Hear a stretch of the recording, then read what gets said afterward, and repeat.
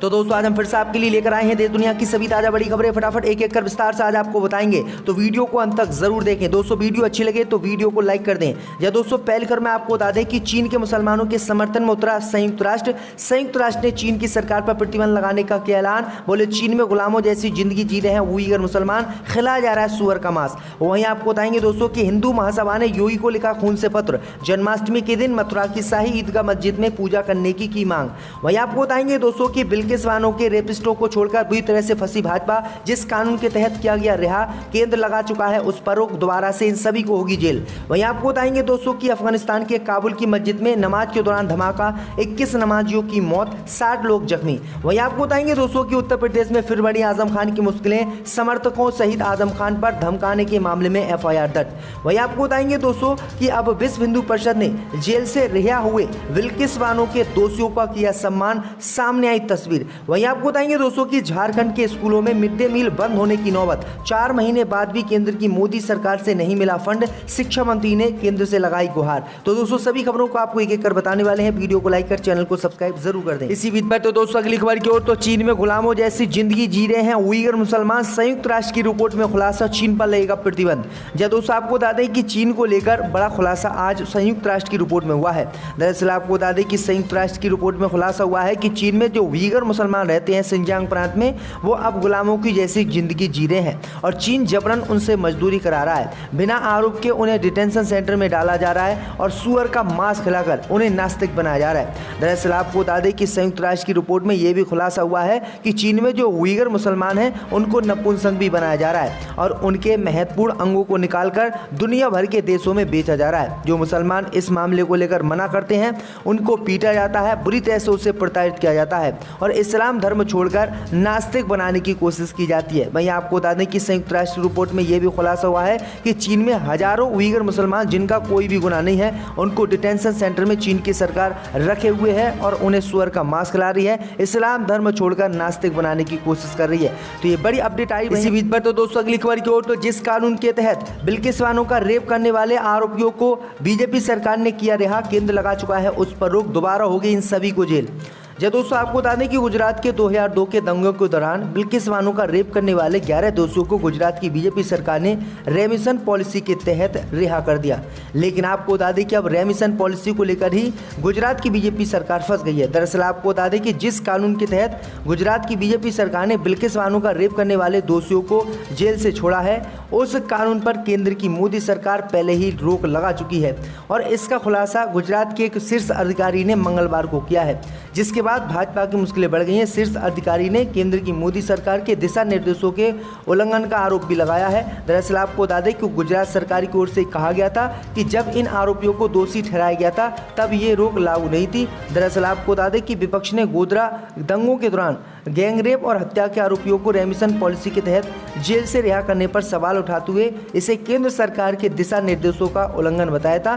दरअसल आपको बता दें विपक्ष ने कहा था कि मोदी सरकार और गुजरात की बीजेपी सरकार जिस कानून के तहत इन दोषियों को रिहा कर रही है उस पर केंद्र पहले ही रोक लगा। इसी बीच पर तो दोस्तों अगली खबर की ओर, तो हिंदू महासभा ने सीएम योगी को लिखा खत, जन्माष्टमी के दिन मथुरा की शाही ईदगाह मस्जिद में पूजा करने की मांग।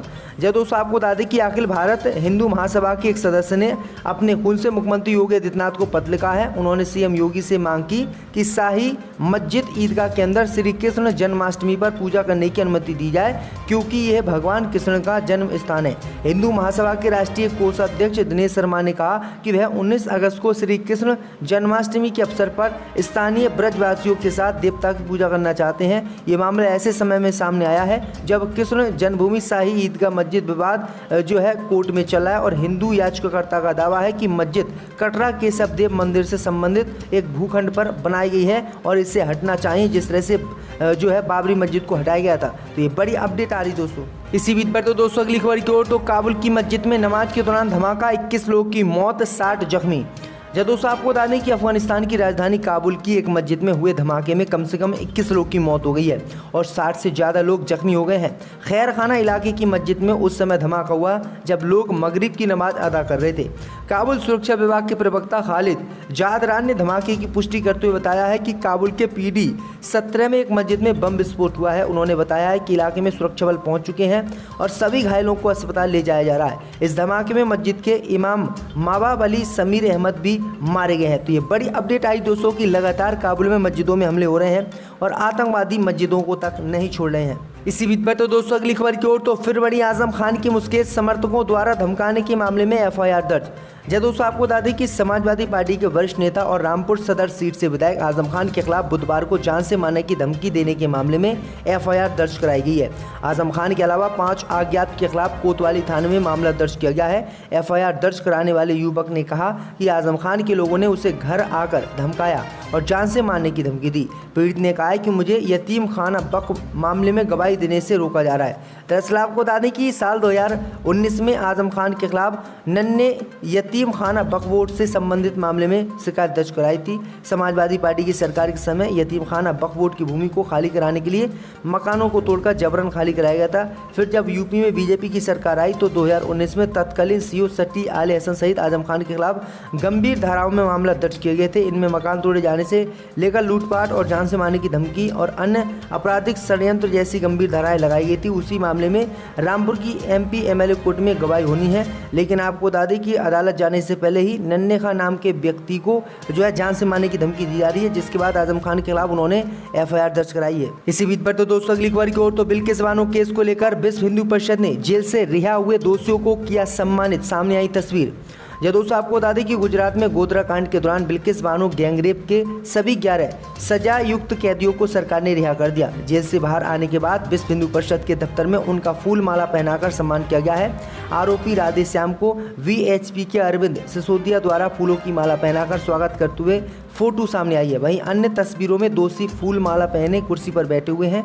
एक दिन पहले गोधरा उप जेल के बाहर निकलने पर दोषियों को मिठाई खिलाकर उनका स्वागत करते हुए एक वीडियो भी सामने आया था। जेल से रिहा किए जाने के एक दिन बाद दोषी शैलेंद्र भट्ट ने मीडिया से कहा था कि हम सभी राजनीति के शिकार थे जब उन्हें गिरफ्तार किया गया था और वह एक किसान और भाजपा की जिला इकाई के पद अधिकारी भी थे। तो ये बड़ी अपडेट आई दोस्तों कि भाजपा की पूरी साजिश गुजरात में दंगे कराने की थी और गुजरात में बीजेपी के इशारे पर ही दंगे हुआ और किस तरह से अब हिंदूवादी संगठन इनका सम्मान कर रहे हैं। इसी बीच पर तो दोस्तों अगली खबर की ओर तो कश्मीरी पंडित सुनील भट्ट की हत्या में शामिल आतंकियों का घर होगा जब्त, पिता और भाई गिरफ्तार। जब दोस्तों आपको बता दें कि जम्मू कश्मीर प्रशासन ने कश्मीरी पंडित सुनील भट्ट की हत्या में शामिल आतंकी के घर को जब्त करने की प्रक्रिया शुरू कर दी है। इतना ही नहीं, सुरक्षा बलों ने आतंकी को पनाह देने के आरोप में उसके पिता और 3 भाइयों को भी गिरफ्तार कर लिया है। दरअसल आपको बता दें कि शोपिया में आतंकवादियों ने कश्मीरी पंडित सुनील भट्ट और उसके भाई पर हमला कर दिया था। उस वक्त दोनों सेब के बागान में काम कर रहे थे। इस हमले में सुनील भट्ट की मौत हो गई जबकि उनका भाई अस्पताल में भर्ती है। पुलिस के मुताबिक आतंकी आदिल बानी सुनील भट्ट की हत्या में शामिल था। तो ये बड़ी अपडेट आई दोस्तों कि जिस तरह से उत्तर प्रदेश या बीजेपी शासित राज्यों में मुसलमान घरों पर बुलडोजर चलाया जाता है और ऐसी ही नीतियाँ बीजेपी कश्मीर में अपना रही है। इसी बीच पर तो दोस्तों अगली खबर की ओर तो झारखंड के स्कूलों में मिड डे मील बंद होने की नौबत, 4 महीने बाद भी केंद्र की मोदी सरकार से नहीं मिला फंड। जब दोस्तों आपको बता दें कि झारखंड के सरकारी स्कूलों में पैसे की कमी के चलते मिड डे मील बंद होने की नौबत आ गई है। वित्तीय वर्ष 2022-23 के 4.5 माह गुजर जाने के बाद भी इस योजना के लिए राज्य को केंद्र की मोदी सरकार ने कोई पैसा नहीं दिया है। राज्य के शिक्षा मंत्री जगन्नाथ महतो ने इसे लेकर केंद्र की मोदी सरकार से गुहार भी लगाई है। उन्होंने कहा है कि मिड डे मील के साथ साथ समग्र शिक्षा अभियान की राशि भी केंद्र की मोदी सरकार ने जारी नहीं की है। इससे भारी परेशानी पैदा हो गई है। उन्होंने केंद्रीय शिक्षा राज्य मंत्री अन्नपूर्ण देवी से मुलाकात कर इस मामले में निजी तौर पर पहल का आग्रह किया है। आधिकारिक सूत्रों के अनुसार केंद्र और झारखंड सरकार के प्रोजेक्ट अप्रूवल बोर्ड की बैठक में समग्र शिक्षा अभियान के लिए 900 करोड़, माध्यम भोजन योजना के लिए 630 करोड़ की स्वीकृति हुई है। नियम के मुताबिक इस राशि का 60% केंद्र सरकार से मिलना है जबकि राज्य सरकार अपने खजाने से 40% राशि देगी। बताया जा रहा है कि राज्य सरकार भी अपने मद राशि तभी खर्च कर सकती है जब केंद्र की मोदी सरकार इसमें हिस्सेदारी दे। तो ये बड़ी अपडेट आई दोस्तों कि मिड डे मील झारखंड में बंद होने वाला है। गुजरात जो है बीजेपी सरकार पैसा ही नहीं दे रही केंद्र की।